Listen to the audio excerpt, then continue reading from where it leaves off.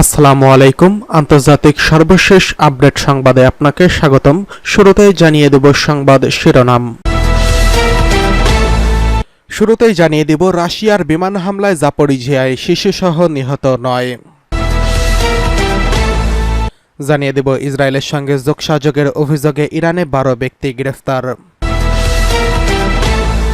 এদিকে ইরানের কয়লা খনিতে বিস্ফোরণে নিহত বেড়ে 51। জানিয়ে দেব বাইডেন, ট্রাম্প ও কমলা হ্যারিসকে বিজয় পরিকল্পনা দিতে যাচ্ছেন ভ্লাদিমির জেলেনস্কি। সর্বশেষ রয়েছে শ্রীলঙ্কার প্রেসিডেন্ট হিসেবে শপথ গ্রহণ করলেন অনুরা কুমার দিয়াসনাকে। এতক্ষণ শুনছিলেন সংবাদ শিরোনাম, এবারে বিস্তারিত। রুশ বিমান হামলায় জাপোরিঝিয়ায় শিশুসহ 9 নিহত। ইউক্রেনের দক্ষিণ পূর্বাঞ্চলীয় শহর জাপোরিঝিয়ায় রাশিয়ার বিমান হামলায় রবিবার গভীর রাতে এক শিশুসহ অন্তত 9 জন বেসামরিক লোক নিহত হয়েছেন। স্থানীয় কর্মকর্তারা আজ সোমবার এই কথা জানিয়েছেন।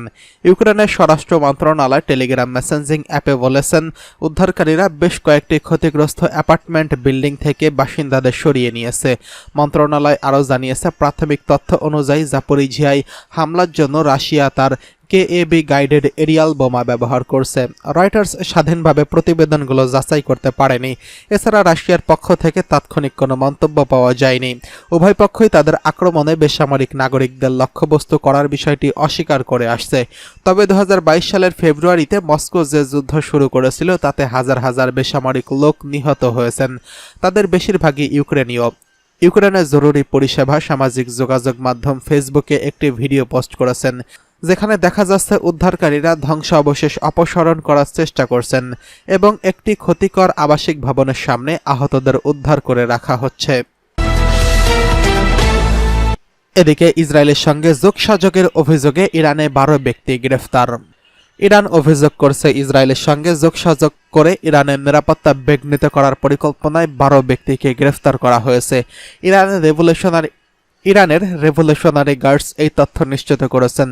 রেভলিউশনারি গার্ডসের এক বিবৃতিতে বলা হয়েছে, ইসরায়েল ও তার পশ্চিমা মিত্র, বিশেষ করে যুক্তরাষ্ট্র, দীর্ঘদিন ধরে ফিলিস্তিনের গাজা ও লেবাননের জনগণের বিরুদ্ধে ষড়যন্ত্র করছে।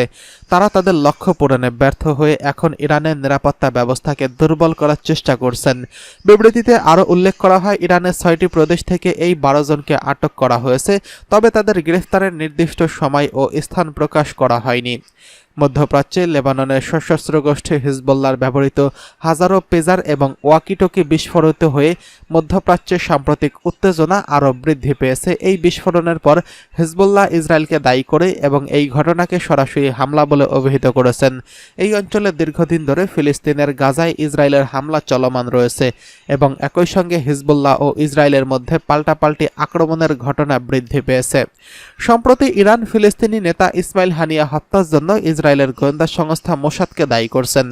গত জুলাই তেহরানে ঘটে যাওয়া ঘটনায় এই গুপ্ত হত্যায় ইসরায়েলের সংশ্লিষ্টতার অভিযোগ উঠলেও ইসরায়েল সরাসরি এর দায় অস্বীকার করছে। তবে যুক্তরাষ্ট্রের দ্য টেলিগ্রাফে প্রকাশিত এক খবরে বলা হয়েছে, ইসরায়েল এই হত্যাকাণ্ড বাস্তবায়নের জন্য ইরানের কিছু নিরাপত্তা এজেন্টকে ভাড়া করছিল। ইরান ও ইসরায়েলের মধ্যে চলমান এই উত্তেজনা মধ্যপ্রাচ্যে অস্থিতিশীল পরিস্থিতি সৃষ্টি করছে।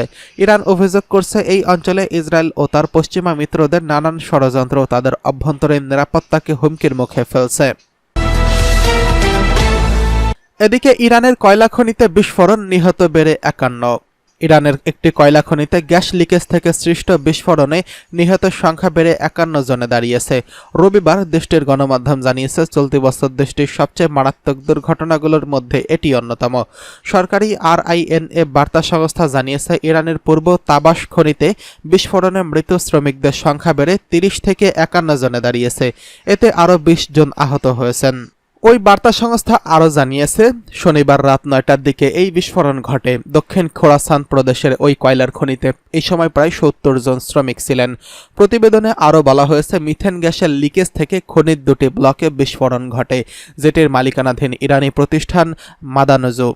রাষ্ট্রীয় টিভি সম্প্রচার করছে আহতদের হাসপাতালে নিয়ে যাওয়ার জন্য তাবাসে অ্যাম্বুলেন্স ও হেলিকপ্টার পাঠানো হয়েছে।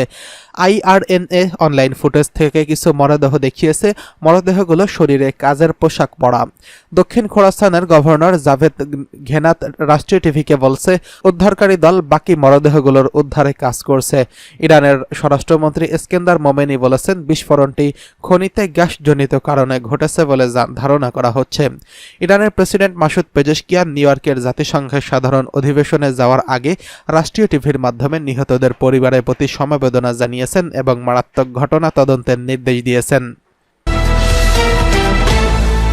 বাইডেন, ট্রাম্প ও কমলা হ্যারিসকে বিজয় পরিকল্পনা দেবেন ভ্লাদিমির জেলেনস্কি। ইউক্রেনের প্রেসিডেন্ট ভলোদিমির জেলেনস্কি স্থানীয় সময় রোববার যুক্তরাষ্ট্রে এসে পৌঁছেছেন। রাশিয়ার সঙ্গে 2.5 বছর ধরে চলমান যুদ্ধে কিয়েভের প্রস্তাবিত শান্তি পরিকল্পনা উপস্থাপন করতে যাচ্ছেন তিনি। জেলেনস্কির এই পরিকল্পনার নাম দিয়েছেন বিজয় পরিকল্পনা, যা মূলত যুদ্ধের অবসান ঘটিয়ে শান্তি প্রতিষ্ঠার লক্ষ্যে কৌশল নির্ধারণ করবে। জেলেনস্কি যুক্তরাষ্ট্রের বর্তমান president Joe Biden, vice president 2024 সালের নির্বাচনে ডেমোক্র্যাট প্রার্থী কমলা হ্যারিস এবং প্রাক্তন প্রেসিডেন্ট ডোনাল্ড ট্রাম্পের কাছে কিয়েভের পরিকল্পনা তুলে ধরবেন। এই পরিকল্পনার মাধ্যমে তিনি যুক্তরাষ্ট্রের নেতৃত্বকে রাশিয়ার সঙ্গে চলমান যুদ্ধের অবসানে ইউক্রেনের কৌশল সম্পর্কে জানতে চান। এবছর পুরো গ্রীষ্ম জুড়ে রাশিয়া ও ইউক্রেনের মধ্যে তীব্র সংকট হচ্ছে এবং সংঘর্ষ হচ্ছে। মস্কো ইউক্রেনের পূর্বাঞ্চলে দ্রুত অগ্রসর হলেও কিয়েভ পাল্টা আক্রমণ চালিয়ে রাশিয়ার কুরস্ক অঞ্চলে ঘেরাও করে রেখেছে। এই পরিস্থিতিতে ইউক্রেন সরকার কয়েক সপ্তাহ ধরে পশ্চিমাদের উপর চাপ প্রয়োগ করে আসছেন, যেন তারা রাশিয়ার ভেতরে দূরপাল্লার অস্ত্র দিয়ে হামলার অনুমতি দেয়। তবে এই চেষ্টায় খুব একটা সফলতা আসেনি।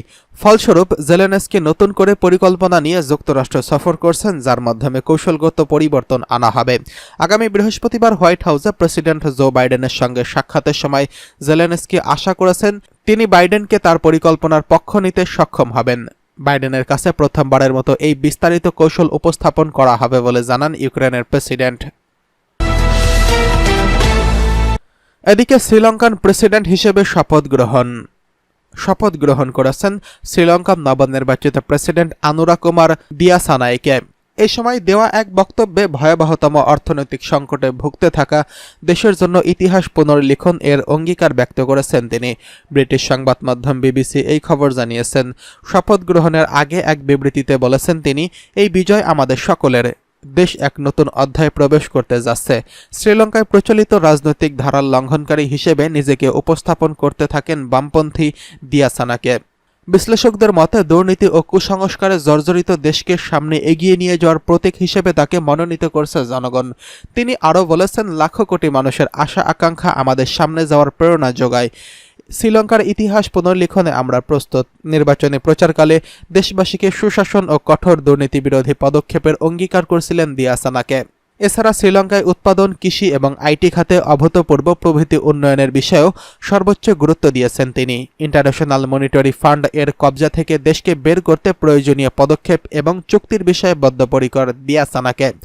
ভারতের প্রধানমন্ত্রী নরেন্দ্র মোদী, পাকিস্তানের প্রধানমন্ত্রী শাহবাজ শরীফ এবং যুক্তরাষ্ট্রের স্টেট ডিপার্টমেন্টের পক্ষ থেকে দিয়াসানাকে অভিনন্দন জানানো হয়েছে।